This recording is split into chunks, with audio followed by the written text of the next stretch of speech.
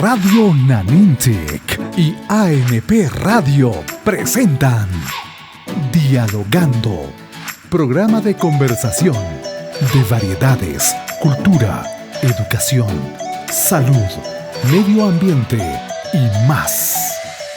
Dialogando, con la producción y conducción de Gladys Olortegui Mariño.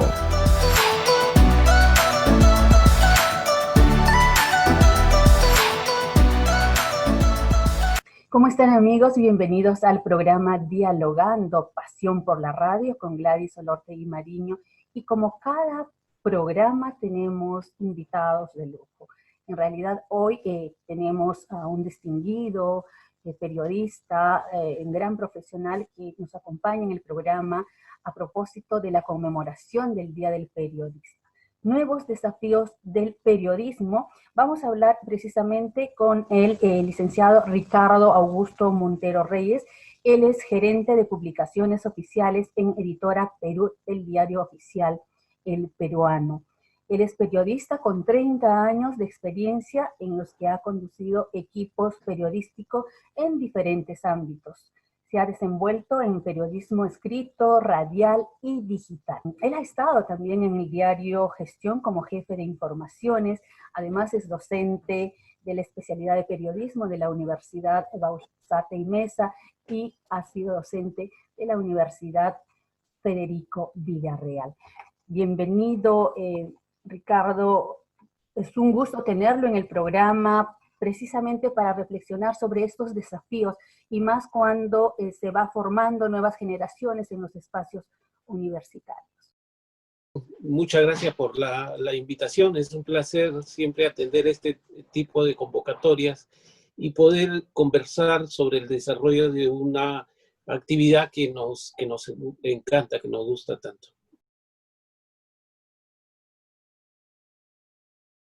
¿Cómo nace esa vena periodística de un destacado maestro? También ha estado al frente de medios periodísticos. ¿Esto se va formando en el camino o hay un referente que desde pequeños nos van guiando? Bueno, de hecho, los que nos inclinamos por el periodismo, y lo mismo seguramente ha sucedido con usted, es desde muy pequeños tenemos una inclinación hacia la lectura, y lo segundo es que tenemos mucha curiosidad por averiguar qué es lo que sucede más allá de lo que estamos viendo. Siempre nos estamos preguntando por qué ocurre, qué va a pasar ahora que ha ocurrido, y esa inquietud, esa necesidad de querernos explicar los hechos es lo que nos lleva al final a incursionar en esta carrera. Yo, para ser breve en esta respuesta, yo he de admitir que durante mi época escolar nunca pensé que mi futuro iba a ser en el periodismo. Más bien yo pensaba en otras carreras mucho más tradicionales. Aun cuando, y luego lo descubrí, aun cuando en la secundaria me encantaba mucho leer los periódicos, felizmente, gracias a Dios y gracias a mi padre, nunca faltaron periódicos en mi casa. Y lo segundo, me gustaba ver en la televisión, cosa curiosa para un adolescente, para un niño, me gustaba ver en la televisión más bien programas noticiosos que en vez de ver programas de entretenimiento. Entonces eso seguramente fue perfilando mi necesidad por estudiar una carrera relacionada con las comunicaciones y en particular con el periodismo. Y ahora es formador también de nuevas generaciones. ¿Cómo ve este proceso en esta etapa que nos ha cambiado la vida a todos los docentes? Desarrollar clases de periodismo, es verdad, nos alineamos frente a la tecnología, pero falta algo. Necesitamos que nuestros jóvenes salgan, se desplacen a los espacios donde se hace periodismo, ¿verdad? Esa es la principal dificultad. Nosotros nos hemos tenido que adecuar a este nuevo ambiente digital en el que tenemos que utilizar teléfonos celulares, computadoras para poder comunicarnos con los estudiantes. Para el estudiante es un poco más fácil porque está acostumbrado a hacerlo de esa manera en su vida cotidiana. Pero como bien anota usted, el problema es cómo con el confinamiento que impide que nosotros tengamos que salir a la calle, evita que el estudiante tenga contacto con la vida real, y la vida real únicamente está en la calle. Ese es el problema. Ahora, hay que tener un poco de creatividad. Entonces yo les digo a los chicos, para que puedan desarrollar una comisión o para que puedan desarrollar un reportaje, una nota, etcétera. Yo les digo, pero formen un grupo de 5 o 6 personas y reporten, por ejemplo, las actividades de las bodegas de su barrio. O sea, no se vayan muy lejos. Las bodegas que están en la cuadra donde ustedes vivan. Y a partir de ahí comiencen a informar cómo ha cambiado la actividad de ese negocio. Ha cerrado, atiende con las rejas cerradas, tiene mascarilla, no tiene mascarilla, han puesto en funcionamiento el servicio de delivery, no sé, pero sin salir de ese límite que marca el barrio, la cuadra, ¿no? Pero aún así, es poco lo que se podría lograr en el contacto directo, real con las personas, con la calle. El diario El Peruano ha recibido muchas generaciones de diversas universidades. Antes de que nos responda esa pregunta, está con nosotros el magíster Edgardo Jiménez, periodista, experto en la elaboración de módulos para el desarrollo y fortalecimiento de capacidades de adultos en zonas rurales, productor radial, especialista en la elaboración e implementación de estrategias de comunicación para el desarrollo. Bienvenido, Edgardo, desde Coscomanta, ¿cómo estás? ¿Qué tal? Muy buenos días, saludando a todos los que en este momento están sintonizando. De igual forma, saludo especial también, tanto a ti, Gladys, como a Ricardo Montero, en esta comunicación que tenemos específicamente, como tú lo manifestabas, desde Cusco.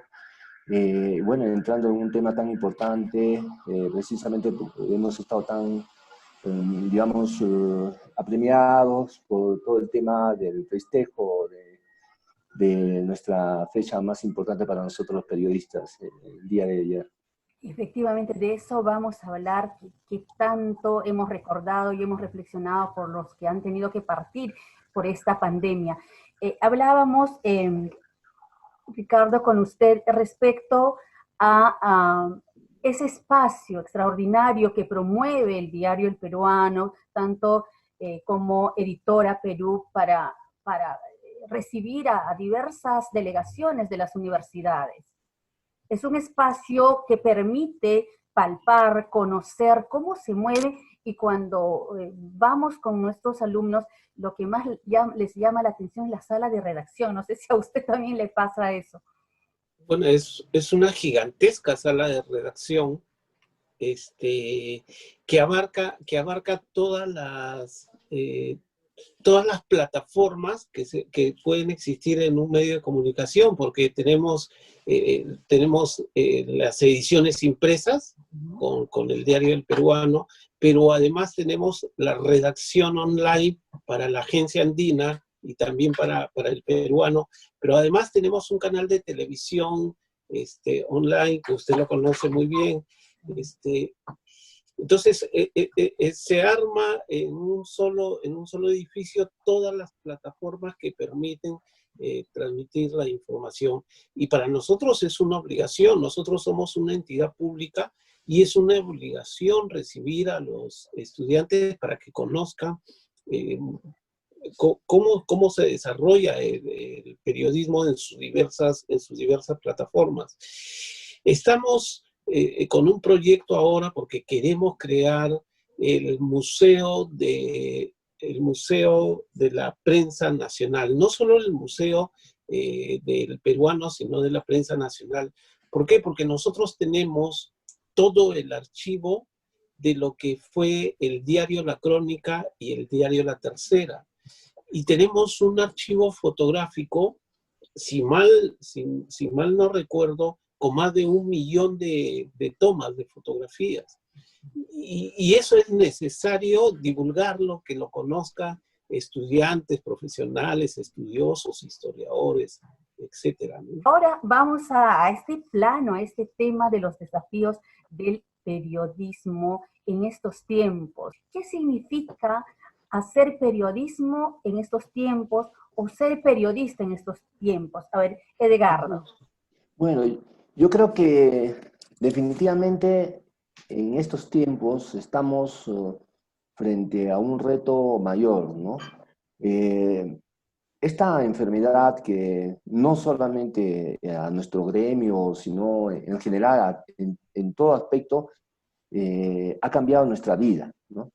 Y eso significa que nosotros tenemos que repensar el periodismo ante las nuevas circunstancias, ¿no? Ya estamos hablando de una explosión de lo que es las tecnologías de comunicación.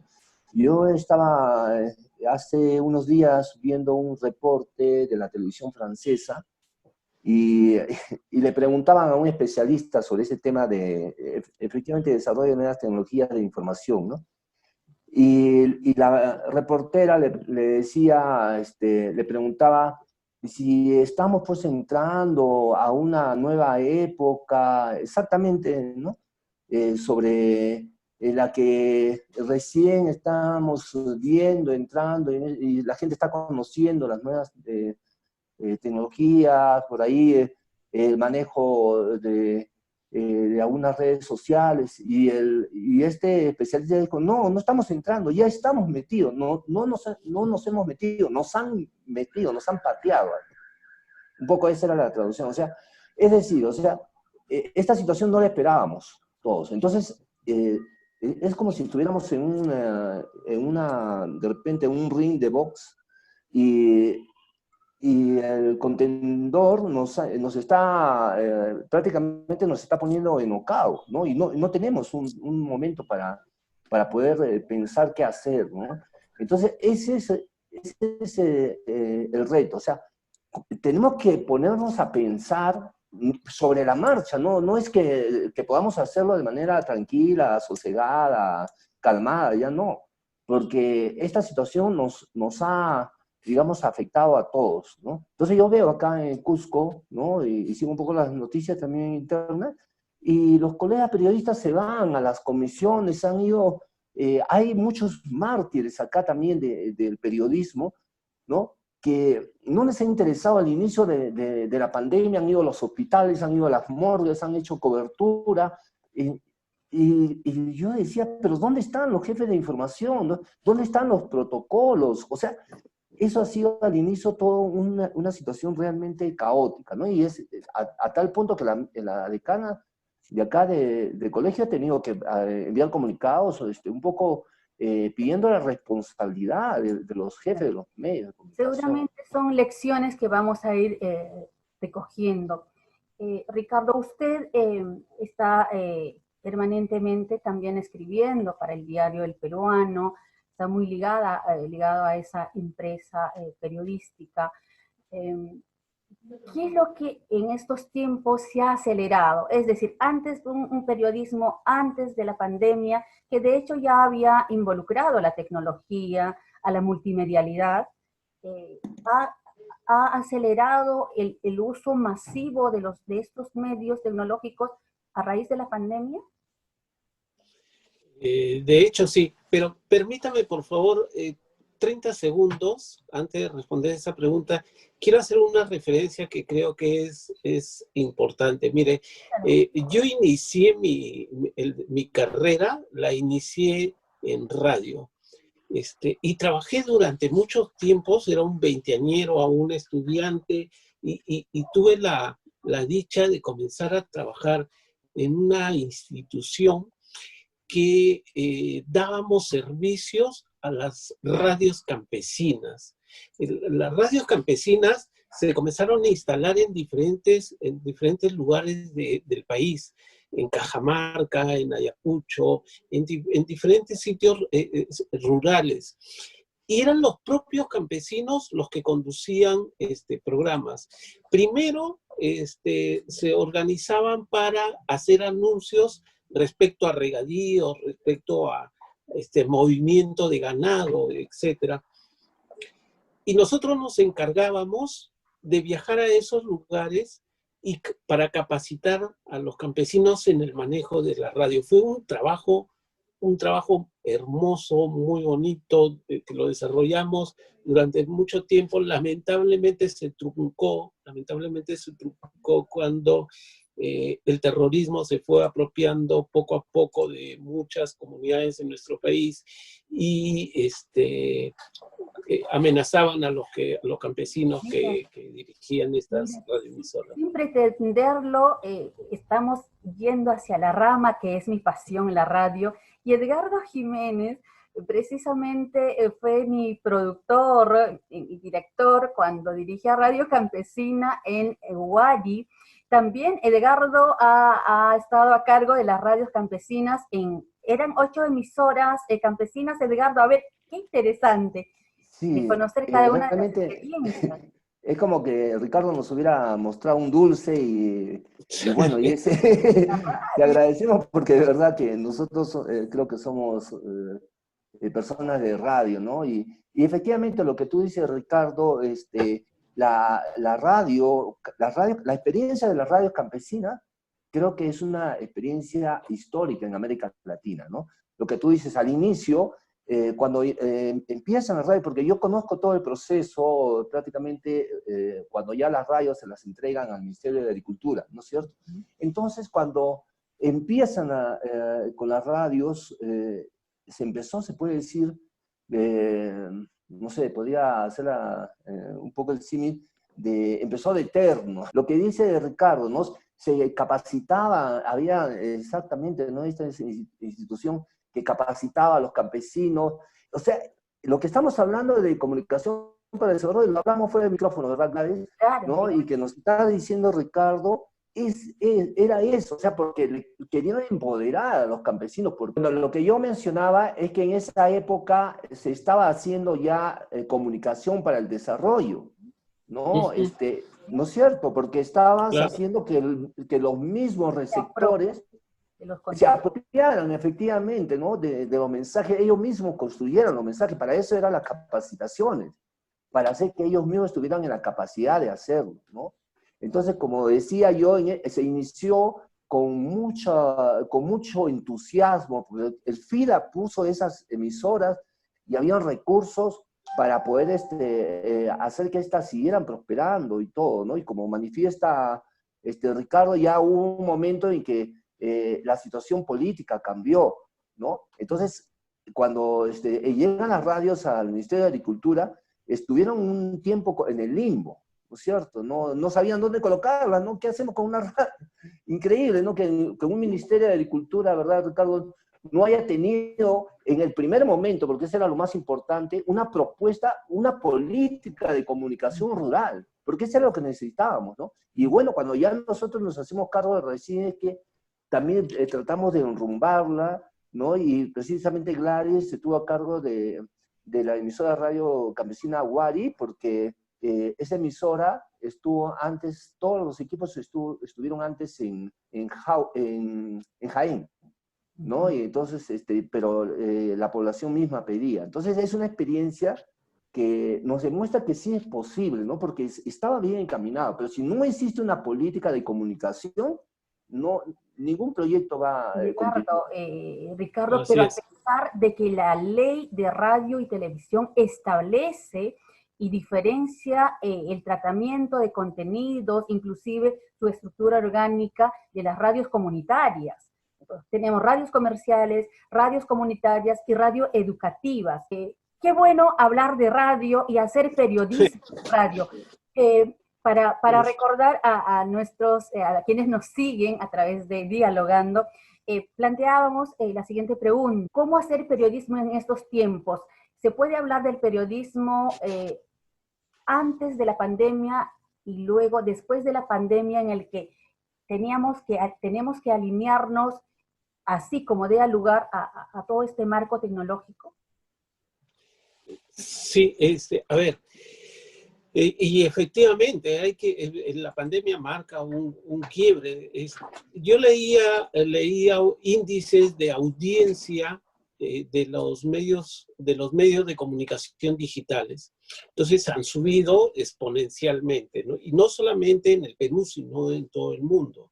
Las personas, los ciudadanos de todas las edades, están ávidos en este tiempo de conocer qué es lo que está ocurriendo y conocerlo rápidamente.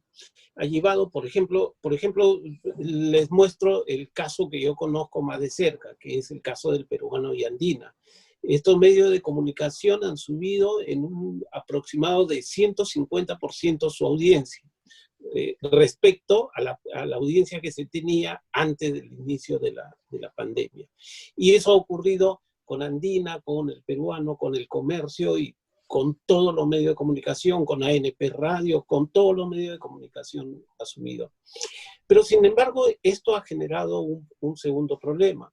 Como la gente está muy ávida de conocer la información, lo que ha ocurrido es que algunos se han aprovechado para introducir lo que se ha denominado como las fake news, como las noticias falsas.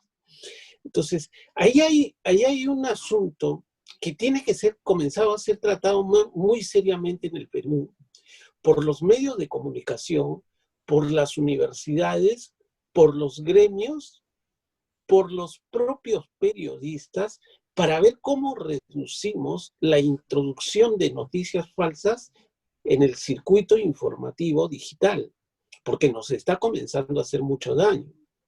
Y cuando querramos actuar, va a ser muy tarde.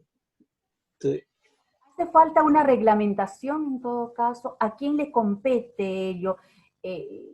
¿Quién controla los contenidos que encontramos en las redes? Es difícil. Yo no creo no creo en los controles mediante leyes, ¿ya? Porque los controles mediante leyes lo que lleva es que en algún momento se desnaturalice y se termine controlando absolutamente todo. Mordaza. Así es, ¿no? Entonces lo que tiene que haber son acuerdos que partan de ciertas instituciones que son las indicadas a actuar en este caso. Entonces, ¿quiénes deberían de actuar? Los gremios, por ejemplo, el Colegio de Periodistas, la ANP, la Federación de Periodistas, las universidades que imparten la enseñanza de comunicaciones, los medios de comunicación formales, los propios periodistas individualmente deberíamos estar trabajando en esto de descubrir las fake news y denunciarlas y señalar: esto no es real, esto es falso. Y las universidades comprometerse en su propósito de lograr que la enseñanza de periodismo apunte hacia una mayor capacidad ética para la ejecución de nuestro trabajo.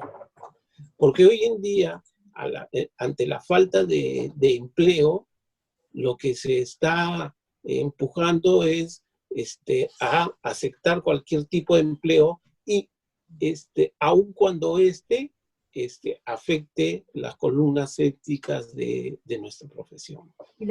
Lo que nosotros tenemos, yo creo que hay 3-4 puntos importantes ahí. Primero, tenemos que repensar la comunicación en épocas de crisis. Porque nosotros en época de crisis hemos hecho muchas cosas. Por ejemplo, cuando estamos en la radio campesina y en Cajamarca teníamos un problema con las mineras, con el tema de minero, que era todo un tema, ¿no es cierto? Que por un lado tenías a los campesinos y por el otro lado tenías a la compañía minera que tenía sus intereses, ¿no? Y entonces, ¿cómo informabas en ese contexto? En una situación, llegamos a una situación de crisis, ¿no? y teníamos que ir a hacer capacitación, a mostrar cómo se pueden hacer o dar mensajes en ese contexto. Pero estamos hablando de una situación de una pandemia mundial. Entonces, como yo decía al principio, que nos ha, digamos, nos ha agarrado a todos desprevenidos, ¿no? Entonces, ese es uno. Tenemos que repensar la comunicación, el periodismo desde ese contexto, un contexto mayor, mundial, global. O sea, creo que esto ni se lo imaginaba en ningún momento Marshall McLuhan cuando habló de la aldea global, ¿no? O sea, ¿cuáles son los límites de esa aldea global, ¿no? Entonces, y otro, frente al fake news que habla Ricardo y que conocemos, ¿no? Entonces, yo creo que deberíamos ver el otro lado, el true news. Hablemos de true news. O sea, ¿cómo demostramos que ¿no es cierto?, que esas noticias son verdaderas? Ahí está la misión del periodista.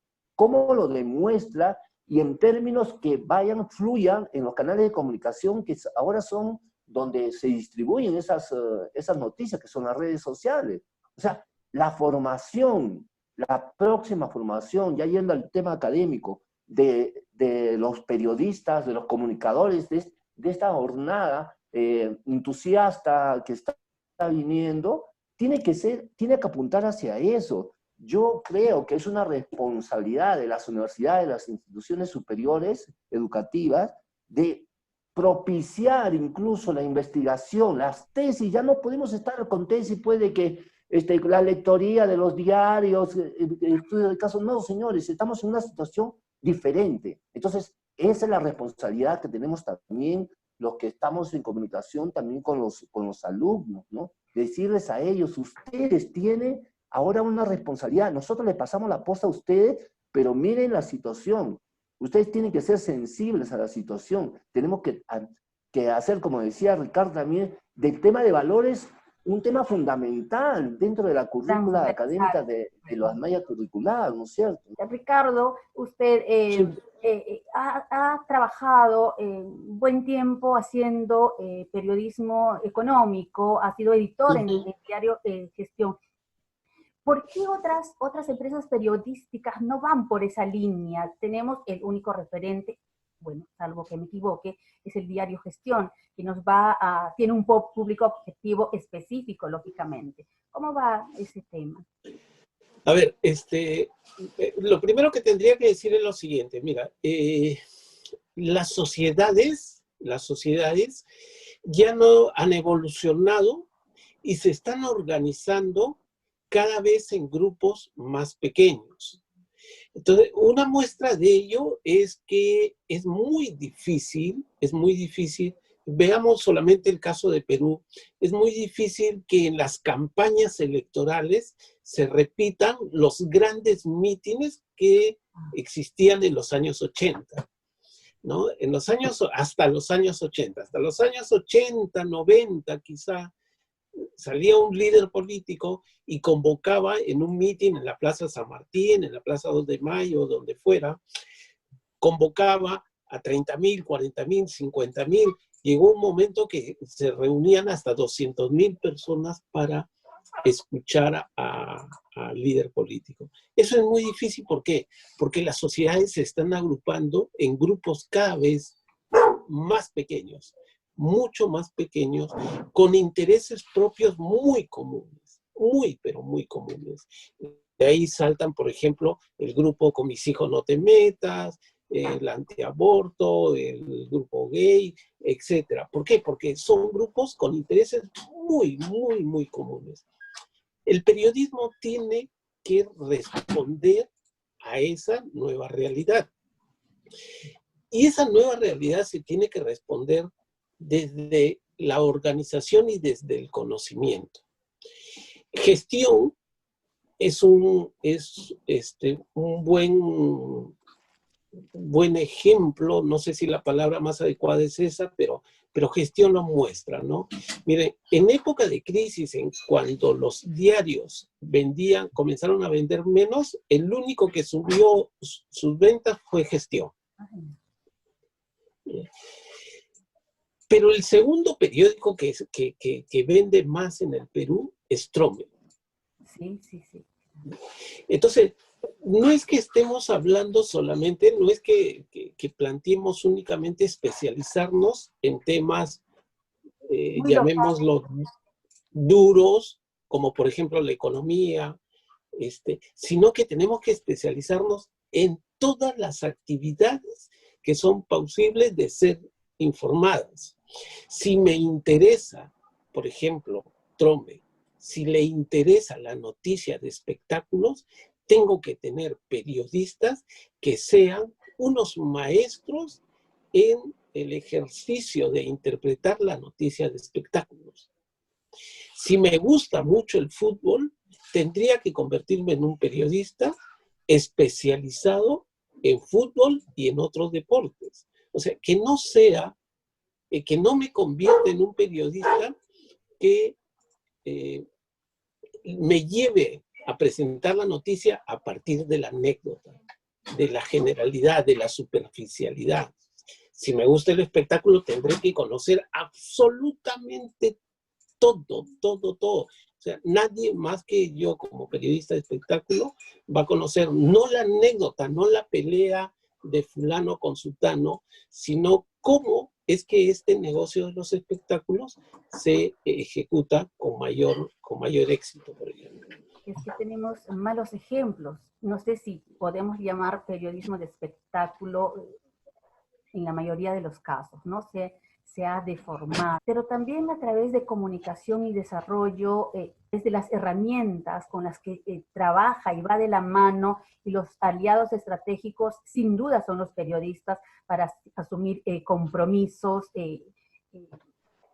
que proyecten al desarrollo local en nuestras regiones. Sí, efectivamente. Yo creo que la comunicación para el desarrollo, obviamente, ante esta situación tiene nuevos retos y tiene que también adecuarse, ¿no? Y básicamente yo digo, si es que nosotros propiciamos como, digamos, como gestores, ¿no es cierto?, del desarrollo, cada uno en nuestra misión que tengamos, que el mismo Estado se ve obligado a tener políticas de comunicación específicas. ¿Por qué? Porque si yo tuviera una política de comunicación para el desarrollo y esa como como Estado, ¿no? Si yo tuviera una política de comunicación para el desarrollo, toda esta situación que estamos pasando no nos hubiera afectado en el tema de información, porque la pandemia ha demostrado también en el periodismo que puede sacar lo bueno y lo malo, ¿no? Entonces, hemos visto, pues, cosas terribles, noticias que han sido divulgadas por los mismos periodistas. Acá nosotros hemos visto cómo en los grupos mismos gremiales se ha dado eso. Entonces, eso es lo que tenemos que tener, es, digamos, ejemplos. Si el Estado, si el gobierno tuviera una política de comunicación, que creo que no la tiene, y más si pensamos ya específicamente de comunicación para el desarrollo, que propicie modelos, ¿no? Que modelos exitosos, ¿no? Que vean que sí es posible, ¿no? Que venga la comunicación, que hagamos que los mismos beneficiarios de nuestros mensajes, ellos mismos elaboren los suyos también, ¿no? Ponerlos en un plan activo, ¿no? Y como tú dices, eso tiene que ser regional, ¿no? Tendríamos que tener también digamos, una interacción mayor entre, digamos, lo local, lo regional, con lo nacional, ¿no? Para que de esta forma, cuando, si suceden cosas, o sea, que existan filtros, por eso cuando tú decías que es posible el control, y yo estoy de acuerdo también lo que dice Ricardo, ¿no? Que no es posible un control. Yo creo que el mejor control es el autocontrol, ¿no es cierto? ¿No? O una ley, pero una ley que controle no soluciona nada en ningún país, porque cuando llega un gobernante que no tenga buenas intenciones, no cierra los claro, va a hacer uso de eso. Claro. Efectivamente, ¿no? Ya lo hemos visto en el camino, ¿no? Entonces, depende de nosotros. O sea, estas generaciones que vienen de periodistas, de comunicadores, ya tienen que estar pensando cómo van a hacer, cómo empoderan a la gente, cómo hacer que ellos mismos elaboren mensajes, una comunicación para el desarrollo a nivel nacional, ¿no? Y de esa forma, ¿cuántas noticias vemos acá nosotros valiosas en comunidades campesinas? Yo conocí a un compañero, me contó la otra vez, un colega de acá, que había ido a una comunidad en una zona cercana a los queros, y había conocido un sistema de riego que habían hecho ellos mismos.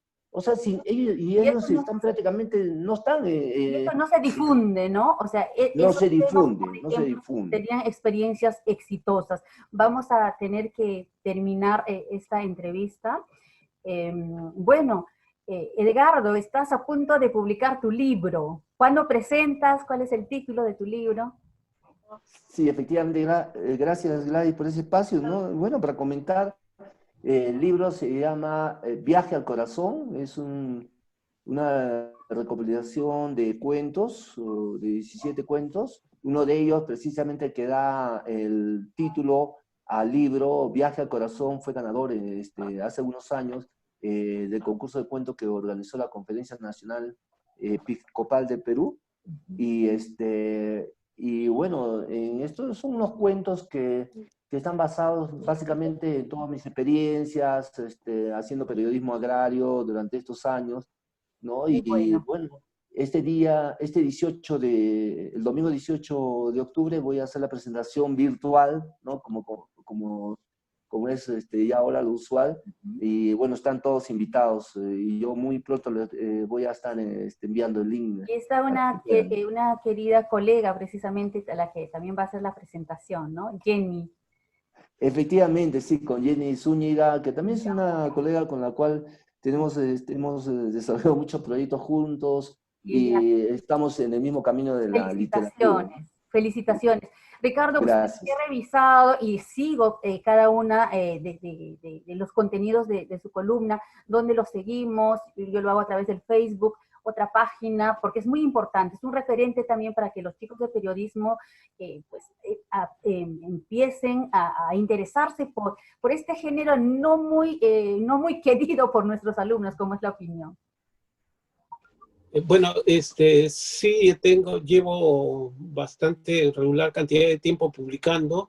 Principalmente me dedico a publicar notas relacionadas con la economía, con la tecnología, también con alguna nota relacionada con el propio periodismo. Y el propósito es llevar información que está ahí, pero que nadie la aborda, nadie la toma, nadie la mira, ¿no? Y está ahí, está libre, está lista para poder difundir. Yo solamente quería, estamos en los instantes finales, yo quiero rescatar lo que dijo Edgardo hace un minuto y ratificar esa idea que ha manifestado, ¿no? Lamentablemente yo también estoy en la misma línea. Lamentablemente el Estado no cuenta con una política de comunicaciones. Es lamentable, no hay una unificación de criterios para llevar mensajes que son importantes para la población. Entonces lo hemos visto durante esta etapa de emergencia nacional. Cada autoridad decía lo que le parecía. No había una unificación. Los voceros, no se trabajan quiénes son los voceros autorizados, no hay un plan estratégico de comunicaciones marco que ordene los contenidos de lo que se va a decir y cómo se va a trabajar. Es un tema también apasionante de comunicación y desarrollo. Edgardo, te voy a tener en clases, también a usted, profesor Ricardo, ya sabe que hemos coordinado para que también sea mi profesor invitado con mis alumnos y son los que finalmente ganan. Y para mí es un lujo haberlos tenido en el programa. Muchísimas gracias por esta conversa que se hace corta, pero este programa está abierto, por favor, y siempre que queramos abordar diversas temáticas va a estar con ustedes y para ustedes. Sus palabras finales, por favor. Bueno, muchas gracias realmente Gladys por esta ocasión, esta invitación, y también a todos los amigos que siguen dialogando, un cordial saludo. y sigamos para adelante con mucho entusiasmo. No hay que perder el entusiasmo, no hay que perder las energías. Esta es la oportunidad para todos de repensarnos nosotros mismos, nuestro presente y nuestro futuro. ¿Qué vamos a hacer con nuestro futuro? No depende del gobierno, no depende de uno u otro, depende de nosotros mismos. Tenemos que repensar, estar constantemente, y más si somos comunicadores, pensar qué alternativas de comunicación podemos dar a la sociedad. Muchas gracias. Gracias a ti. Bueno, muchas gracias por la invitación. Yo estoy siempre presto a conversar sobre estos temas que me apasionan bastante, así que cuando lo requiera, lo coordinamos y nos ponemos en la conversación.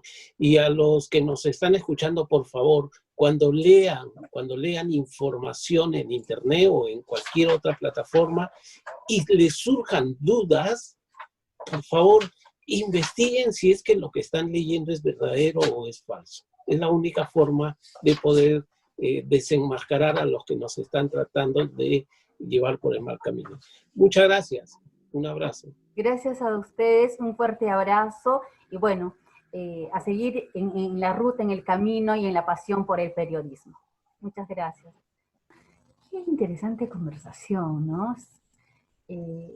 Mi agradecimiento a Ricardo Montero y a Edgardo Jiménez por esta interesante plática, sugerencias, reflexiones que de hecho nos permiten a mejorar nuestras intervenciones en nuestros centros de labores, a mejorar esa mirada que tenemos del periodismo, ese periodismo humano, ese periodismo riguroso, aquel periodismo que aborda situaciones complejas, pero también con mucha responsabilidad ética y verdad. Bueno, de esta importante entrevista pasamos a continuación a la secuencia de Oscar Cicconi y los cuerpos que hablan. ¿Cuántos de nosotros realmente sabemos la importancia de bostezar? ¿En qué circunstancias bostezamos? Cuando estamos aburridos, tenemos sueño. ¿Podemos hacerlo con esa mirada terapéutica? Claro que sí. A continuación, entonces le damos la bienvenida a Oscar Cicconi en Los cuerpos que hablan. Hoy vamos a aprender más por qué es importante bostezar. Los cuerpos que hablan con el terapeuta Oscar Cicconi. Gracias, Gladys. Muchas gracias. Bueno, aquí estamos en Los cuerpos que hablan, el mundo de la ecología humana.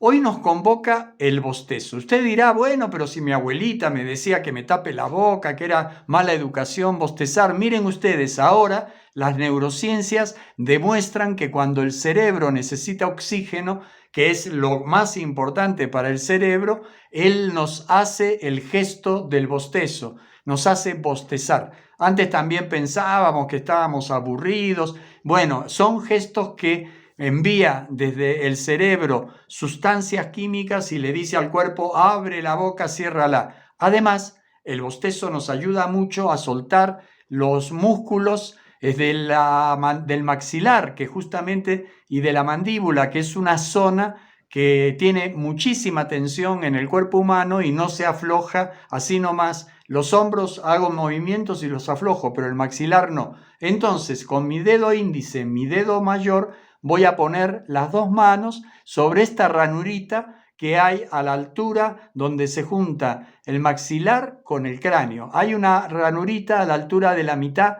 de la oreja, pongo los dos dedos, voy a ir abriendo y cerrando la boca y dando vueltas lentamente. Doy vueltas lentamente, abro y cierro, abro y cierro, abro y cierro. Voy abriendo y cerrando y voy dando vueltas. Lo hago con ojos cerrados durante un tiempo como un minutito y si no lo puedo hacer más tiempo. Es muy importante que esta vivencia, este ejercicio, ustedes lo puedan hacer antes de irse a dormir. Yo, por ejemplo, cada vez que me voy a ir a dormir, me siento en la cama, hago 2 minutos de bostezar, mis ojos empiezan como a llorar, estoy haciendo toda una descarga de tensión de esta zona y también empiezo a oxigenar el cuerpo, y cuando el cerebro está oxigenado, bien oxigenado, mi sueño es mucho mejor.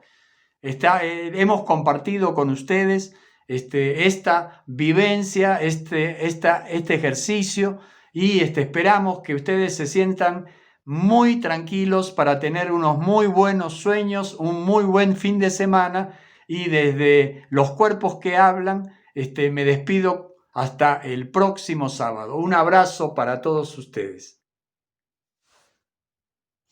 Muchas gracias, Oscar, en Los Cuerpos que Hablan. Y en este programa no ha estado saludando con el doctor Tomás Gálvez Olortegui, porque está de comisión, está de servicios, es que no hemos podido realizar las coordinaciones del caso, pero ojalá el próximo sábado esté nuevamente con su secuencia Saludando. Hasta el siguiente sábado, amigos, un fuerte abrazo, que tengan un bonito fin de semana y a seguir cuidándonos. Que pasen bonito. Radio Nanintec y ANP Radio presentaron Dialogando, programa de conversación de variedades, cultura, educación, salud, medio ambiente y más. Gracias por su sintonía.